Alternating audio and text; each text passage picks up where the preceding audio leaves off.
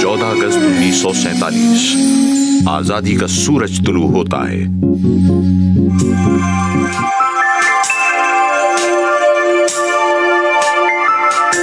कायद-ए-आज़म मोहम्मद अली जिन्ना की अनथक मेहनत और जिद्दोजहद रंग लाई।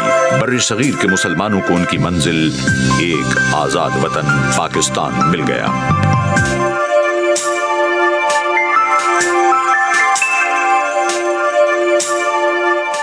कौम आजादी की खुशी में मगन है, लेकिन ये आजादी एक चैलेंज भी है, एक ऐसा चैलेंज जिसका बानी पाकिस्तान को बखूबी अंदाजा था।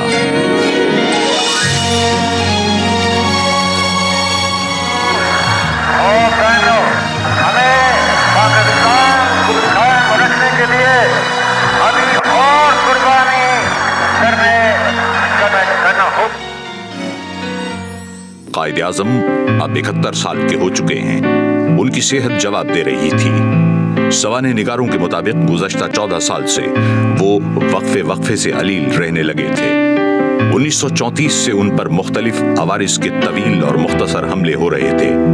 शायद उन्हें अंदाजा था कि उनके पास वक्त बहुत कम रह गया है। उन्हें बिल्कुल एहसास था कि उनके पास वक्त कम है, बल्कि तहरीक पाकिस्तान के आखिरी ज़माने में उन्हें ये एहसास बहुत शदीद था और वो चाहते थे कि मेरी ज़िंदगी में ये मुल्क कायम हो जाए। इसी वजह से गालिबन माउंट बैटन ने एक जगह पे ऑब्जर्वेशंस की हुई हैं ऐसी, जिससे ज़ाहिर होता है कि अगर मुझे इल्म होता कि वो उनके पास वक्त इतना कम है तो मैं इस मामले को, हिंदुस्तान की आज़ादी को और लटका सकता था। एक नौज़ाइदा ममलिकत के इस अजीम रहनुमा के पास वक्त वाकई बहुत कम था, यानी सिर्फ 392 दिन, सिर्फ 56 हफ्ते, सिर्फ 9408 घंटे। क्योंकि क़याम पाकिस्तान के सिर्फ 1 साल 27 दिन बाद कायद-ए-आज़म 11 अगस्त 1948 को इंतकाल कर गए थे।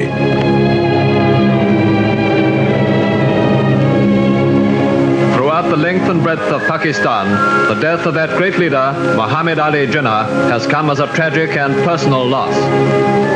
In Karachi, before a sorrowing multitude, Pakistan's creator and first Governor-General was laid to rest. Subscribe, like and share Ungli TV PK.